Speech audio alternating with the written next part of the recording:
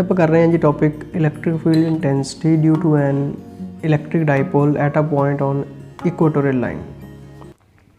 Last topic दे विच आपां डिस्कस कीता सी electric field intensity at a point on axial line. तो जब आप इत्थे एक इलैक्ट्रिक डाइपोल कंसीडर कर रहे हैं तो डाइपोल किस चीज़ का बनया हुंदा है? It consist of two charges minus Q and plus Q separated by distance 2a। तो इन दोनों चार्जिस दे विच जो डिस्टेंस है वो आप 2a लेने हैं। It is centre of dipole O, तो 2a डिस्टेंस है दोनों चार्जिस दे बिटवीन, जिसनों आप लेंथ ऑफ डाइपोल कहने हैं। तो इक्वेटोरियल लाइन की होंदी है? इक्वेटोरियल लाइन होंदी है जिहड़ी कि इनके सेंटर जो पास करती है डाइपोल दे परपेंडिकुलर टू इट्स लाइन। तो देखो आप इत्थे एक लाइन ड्रॉ करते हैं बिल्कुल सेंटर जो पास करती इसके, तो इसनों इक्वेटोरियल लाइन कहने हैं। इस लाइन के उपर कोई पॉइंट अज्यूम कर लो। सपोज करो जी असीं ये पॉइंट अज्यूम करते हैं, it is the point P, जिस जगह पर इलैक्ट्रिक फील्ड इंटेंसिटी कैलकुलेट करनी है। तो इस पॉइंट पर पॉजिटिव चार्ज की इलैक्ट्रिक फील्ड इंटेंसिटी भी कैलकुलेट करांगे तो नैगेटिव की भी कैलकुलेट करांगे। तो बाद में दोनों इलैक्ट्रिक फील्ड इंटेंसिटीज़ का आप की कैलकुलेट करांगे? रिजल्टेंट। तो आप पहला कैलकुलेट करांगे जी पॉजिटिव चार्ज करके इलैक्ट्रिक फील्ड इंटेंसिटी। तो सब तो पहला आप इत्थे की कंसीडर कर रहे हैं?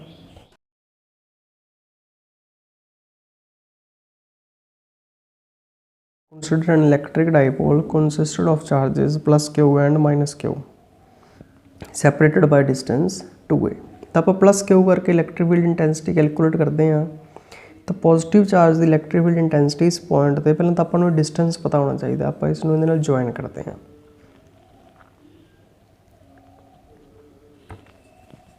तो आप इन दोनों पॉइंट्स में ज्वाइन करते हैं, ये डिस्टेंस पता होना चाहिए। तो पॉजिटिव की इलैक्ट्रिक फील्ड इंटेंसिटी की होएगी? आवे, ठीक है। तो this is electric field intensity.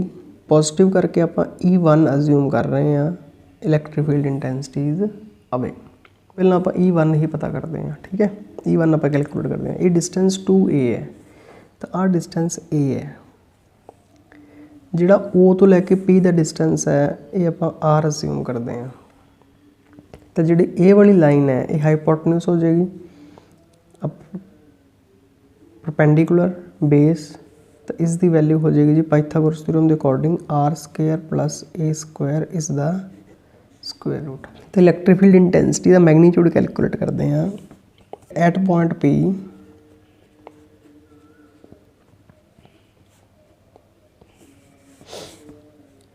Electric field intensity due to plus q charge is कितनी हो जाएगी जी?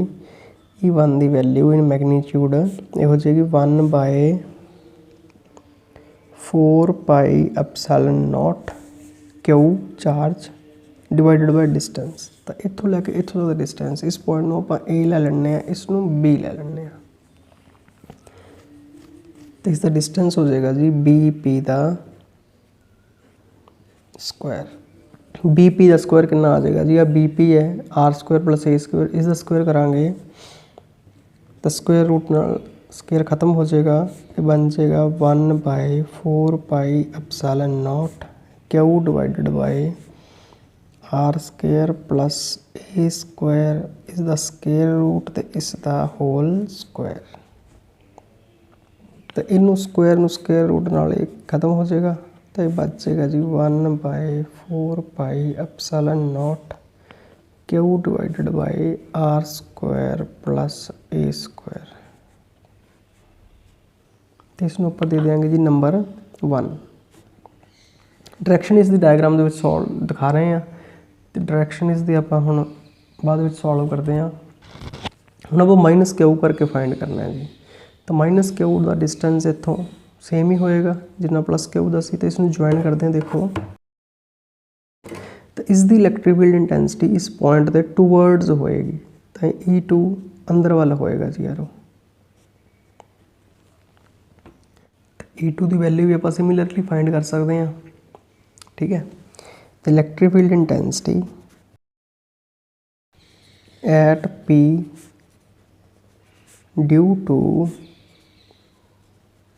चार्ज माइनस क्यू इस, तो ये कितनी हो जाएगी जी, इसमें आप E2 नाल लिखांगे, E2 is equal to 1/4πε0 Q.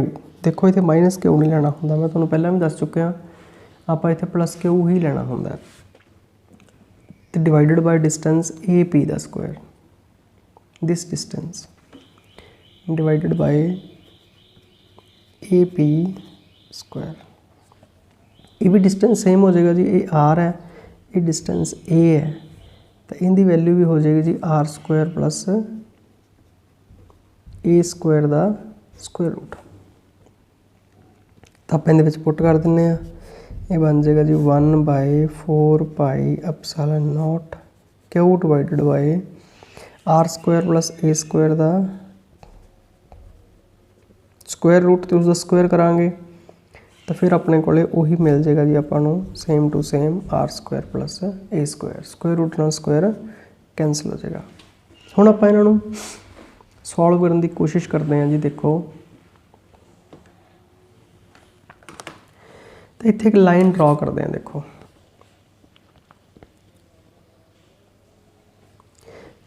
तो ये लाइन जो है ये डाइपोल की लेंथ के पैरेलल है, तो आप इस लाइन को एक्स एक्सिस भी कह सकते हैं। सपोज करो जी ये एक्स है तो एक्स डैश है, कोई भी नाम तुम दे सकते हो, कुछ होर भी नाम दे सकते हो एज यू विश। आ एंगल थीटा है जी, ये भी एंगल थीटा है क्योंकि साइड सेम है जी, ए आर कॉमन है, तो दोनों ट्रायंगल जो बिल्कुल सिमिलर है। ये एंगल थीटा होएगा तो ये लाइन दे ये लाइन पैरेलल है, तो ये भी एंगल थीटा होएगा जी। इसी तरह ये एंगल थीटा है तो ये भी थीटा होएगा। क्लीयर। हुण आपां इस वैक्टर के कंपोनेंट्स बना लैंदे आ, इसनूं रेजोल्यूट करते हैं, तो E1 के दो कंपोनेंट बननगे, जिहड़ी साइड ते थीटा है उस साइड ते कंपोनेंट बनेगा E1 cos थीटा, तो इस दे परपेंडिकुलर डायरेक्शन दे विच कंपोनेंट बनेगा E1 sin थीटा। तो जो E2 है सिमिलरली इस दे कंपोनेंट बना लेंगे, आ एंगल थीटा है तो E2 का कंपोनेंट इस साइड ते बनेगा E2 cos थीटा, तो इस साइड ते बनेगा जी E2 sin थीटा।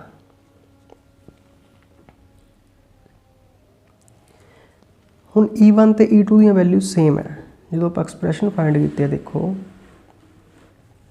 फ्रॉम 1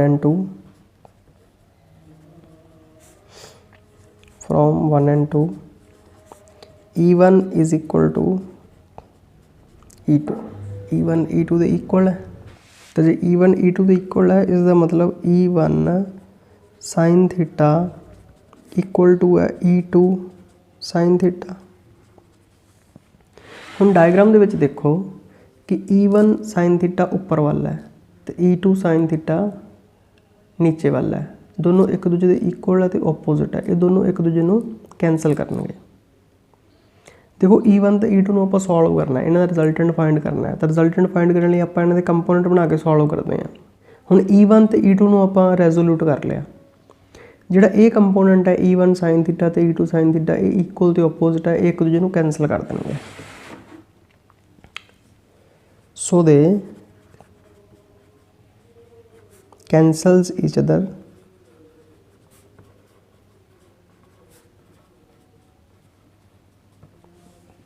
बाकी रह गए जी हुण अपने को सिर्फ कंपोनेंट E1 cos थीटा तो E2 cos थीटा यही बचे, तो ये दोनों सेम डायरेक्शन है, ये दोनों ऐड हो जाएंगे, तो ये दोनों कंबाइन करके अपन रिजल्टेंट इलैक्ट्रिक फील्ड देंगे। E1 cos theta and E2 cos theta are in same direction, they combine, so resultant की बनेगा जी, they combine to give us resultant electric field intensity. So resultant बनेगा जी E1 cos theta plus E2 cos theta. E1 cos theta तो E2 cos theta दोनों same direction है, add हो जाएंगे, इन्हें दोनों करके रिजल्टेंट मिलेगा। आ दोनों आपस में कैंसिल हो रहे हैं, ठीक है ना। जो E1 तो E2 इक्वल है, इसका मतलब E1 तो E2 cos थीटा भी इक्वल है, यहाँ पर लिख दें E1 is equal to E2। तो की कर रहे हैं इतने जी, देखो E2 की जगह पर भी E1 पुट कर दें, E1 cos थीटा तो किस दे इक्वल हो जाएगा 2E1 cos theta. Next step दे विच E1 की वैल्यू पुट कर दें यूजिंग इक्वेशन 1, तो cos थीटा की वैल्यू फाइंड करते हैं फ्रॉम द डायग्राम, तो सॉल्व करते हैं जी, रिजल्ट आ जाएगा वेरी सिंपल जी। E is equal to 2E1 cos theta, 2 as it is. E1 की वैल्यू पुट कर दें, E1 की वैल्यू कितनी है 1 divided by 4 pi epsilon not Q divided by R square plus A square. तो cos थीटा की value diagram चो cos theta की होंदा है, cos थीटा होंदा जी बेस डिवाइडेड बाय हाइपोटेन्यूज। तो बेस कितना है ट्रायंगल दे विच, तो आ देखो जी ये डायग्राम है, आप इहदे विचों किसी भी ट्रायंगल चो इस ट्रायंगल नूं ले लो तुसीं, भावें इधरली ट्रायंगल ले लो, जिहड़ी मर्जी ट्रायंगल ले लो जी, दोनों दे विच cos थीटा फाइंड करना है। तो cos थीटा होएगा जी बेस डिवाइडेड बाय हाइपोटेन्यूज, तो cos थीटा बनेगा A divided by R square plus A square दा स्क्वायर। cos थीटा की वैल्यू पुट करते हैं A divided by R square plus A square दा स्क्वायर रूट। थोड़ा जिहा होर सिंपलीफाई करते हैं इसनूं, 1 बाय 4 पाई एप्सिलॉन नॉट, जी उपरली वैल्यू है Q2A, ये आप कंबाइन करते हैं। ये तुसी सोचो जी क्यों कंबाइन कर रहे हैं Q इंटू 2A, क्योंकि ये कोई वैल्यू होंगी है, तो divided by R square plus A square की पावर 1 है, जो स्क्वायर रूट है ये पावर 1 बाय 2 है, बेस सेम है देखो R square plus A square, 1 power दे 1 बाय 2 टोटल कंबाइन करके हो जाएगी 3 by 2। Ji Q into 2A है, ये की होंदा है, ये होंदी है जी P, it's P electric dipole moment. इत्थे P पुट कर देंगे तो E की वैल्यू की बन जाएगी, E की वैल्यू बन जाएगी 1 by 4 pi epsilon not P divided by R square plus A square दी पावर 3 बाय 2। हुण रह गई सी गल डायरैक्शन की, ये आप फाइंड कर ली on the equatorial line electric field intensity. हुण इसकी डायरैक्शन किहड़े पासे आई देखो, इस डायग्राम को दोबारा फिर समझते हैं। जी डायग्राम सीगी इहदे विच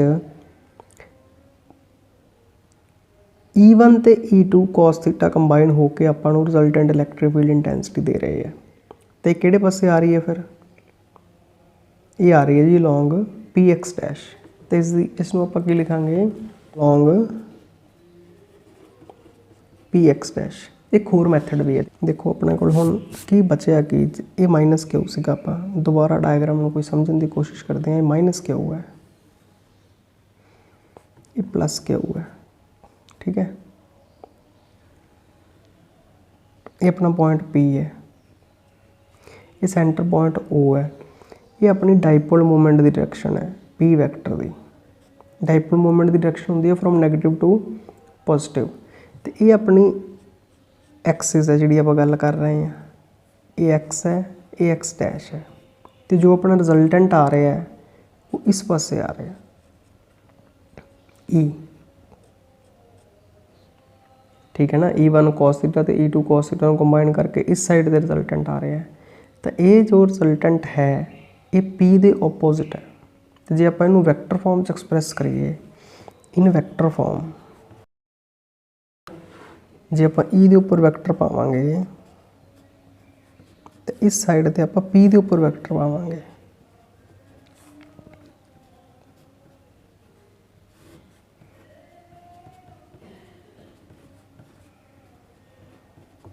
नाल एक नैगेटिव साइन लगावांगे जी।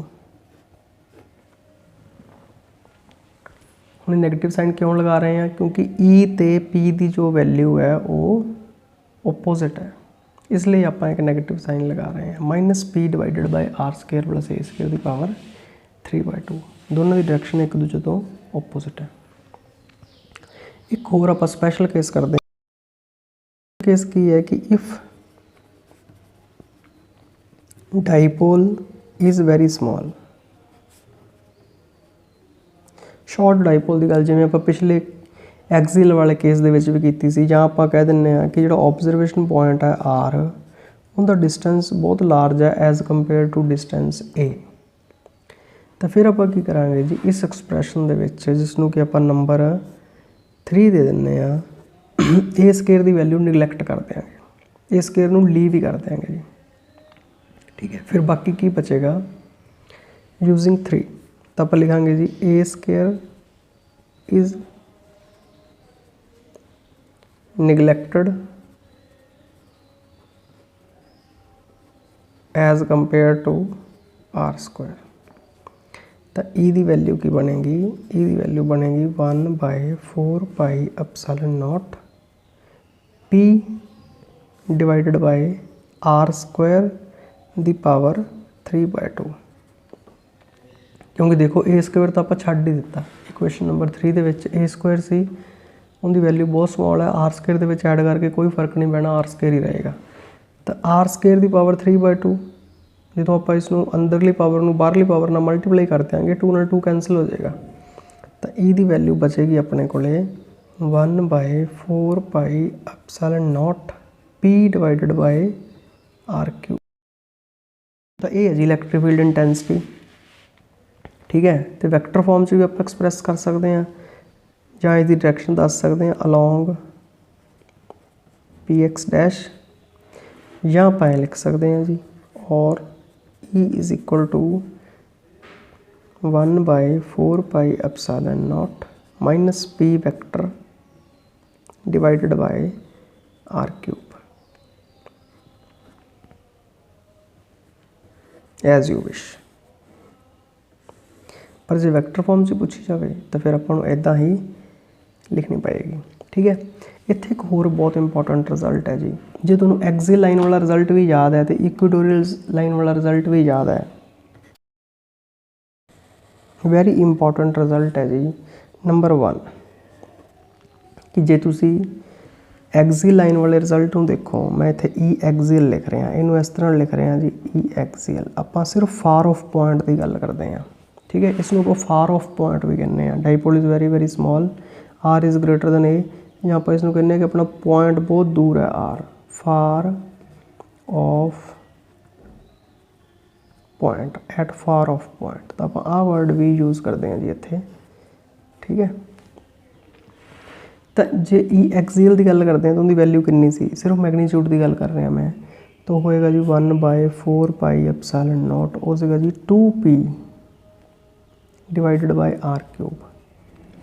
जे हुण आपां इत्थे इक्वेटोरियल लाइन की गल करते हैं तो इक्वेटोरियल लाइन तो कितनी आई 1/4 पाई एप्सिलॉन नॉट, अज आप कैलकुलेट की है जी p divided by are cube. आर रिजल्ट जी फार ऑफ लाइन वाला, जिंदे विच आपां ए नूं निगलैक्ट किया इन कंपैरिजन टू आर। देखो इस वैल्यू नूं, तो ये वैल्यू जी 2 टाइम्स है, तो आप लिख सकते हैं E axial is equal to 2 times E equatorial.